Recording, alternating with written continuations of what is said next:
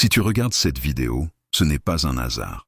Cette série est là pour t'aider à comprendre pourquoi certaines relations font si mal et pourquoi il est parfois si difficile de partir.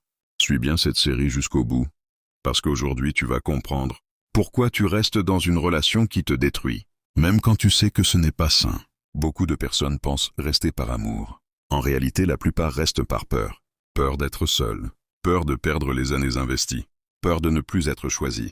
Les psychologues appellent ça le biais du coût irrécupérable. Plus tu as donné de temps, d'énergie, d'amour, plus il devient difficile de partir, même si la relation te fait du mal. Prenons un exemple concret. Tu te dis souvent « ça ira mieux, il ou elle va changer ». Ce n'est qu'une mauvaise période. Mais les mêmes blessures se répètent encore et encore. Autre raison puissante, la dépendance affective.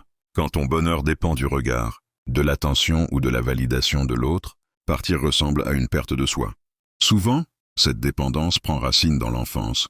Manque d'amour, peur de l'abandon, besoin constant d'être rassuré. Il y a aussi la manipulation émotionnelle. Quand on te fait croire que tu es le problème, que sans l'autre tu ne vaux rien, ou que tu exagères toujours, tu finis par douter de ta propre réalité. Les spécialistes appellent cela le gaslighting. Mais voici la vérité la plus importante.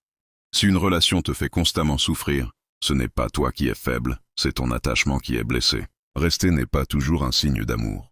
Parfois, c'est un appel intérieur à guérir quelque chose en toi. Dans la prochaine vidéo, je vais te montrer les signes invisibles d'une relation toxique, ceux que beaucoup ignorent, jusqu'à ce qu'il soit trop tard. Dis-moi en commentaire, qu'est-ce qui te retient aujourd'hui dans ta relation ?